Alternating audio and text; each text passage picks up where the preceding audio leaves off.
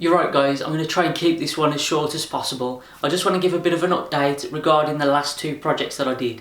First up, I did that Red Dead Redemption 2 light, raising money for Crohn's and Colitis UK.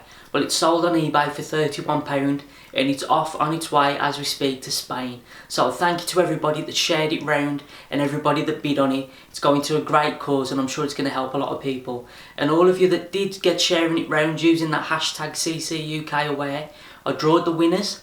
First place prize for the chop saw was won by Moray, and then second place prize, which was the circular saw, was won by Ian. Now their Instagrams are linked down below, and of course you'll see their Instagram on the screen as well, so go and check them out. Huge congrats to you guys, and as always thank you everybody who did share and get involved. Really means a lot to me and Mitch and the guys over at Crohn's and Colitis UK, so thank you all so much. I also recently put out the physical gift viewer, or zoetrope really. Seems to have gone down really well. I'm really glad you all liked it. It was part of Makers Showdown put on by Dave G Designs and I was up against Pam. Voting is still going on as we speak, so down in the description there's a link to Pam's video and a link to Dave's video where you can go and vote to pick your winner between me and Pam. Pam's the winner, so make sure you go and put Pam's name. She's done a fantastic Saturn planet out of resin. You got to check it out, it's brilliant, it spins and everything, so make sure you go and check that one out. Now looking a bit further into the future, I just want to let you know about a new series that I'm going to be doing. I do a lot of reviews on the channel, as you know, and I get quite a lot of questions after a long time has passed from the review to see if I still go along with what I originally said. Good examples have been the Titan thickness planer, which has been about 3, maybe 4 years ago now that I reviewed that, and the Rage 5 table saw, like the bigger items. So I'm thinking it could be good to do a series along the lines of, is it still any good, or Titan thickness planer 4 years on, that kind of thing. So there won't be full reviews, they'll just be sharing updates of if I've had any problems with it, if I'll change my mind from what I originally said, and of course if they're still worth the money to go out and buy today. So that's what those videos are going to be like. So if you see those and you're interested in them, of course go ahead and give them a watch. If you see them and they're not really your cup of tea, skip on by, because that's what they're going to be. But I hope that people find those useful. I am also thinking about starting a series along unboxings, but for cheap tools. So if you're in the UK anyway, you'll know of Lidl. Lidl always have cheap tools and they come out around Thursdays and Sundays, I believe. They'll just like release them, this is what they've got, and it's kind of first come first serve whether you get them or not. But they're always really cheap prices, and I've said in the past you can't go wrong for the money.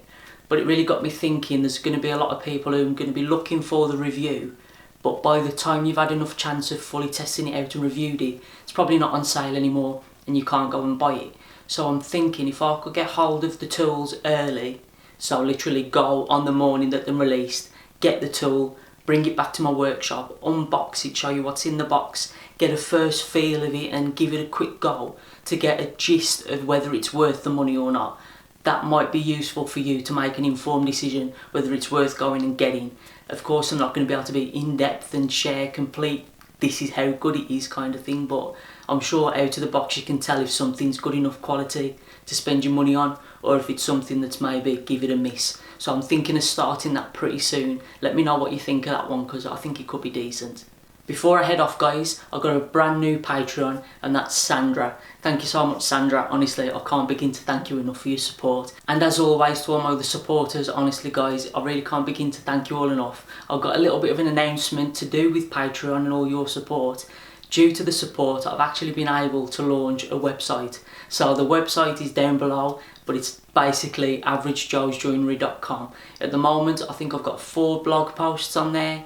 I've got a little bit of a store, but it's kind of more of a placeholder at the minute. Hopefully that will like grow as it goes on. A little bit of an about me page, that kind of thing. But my Patreon support is actually paid for this year's hosting. So I made the website using Wix, which is like completely free, but then you have to pay for hosting obviously. So the support from Patreon has enabled me to do that. I'm going to be posting blog posts, like step-by-step instructions to go along with my projects as well.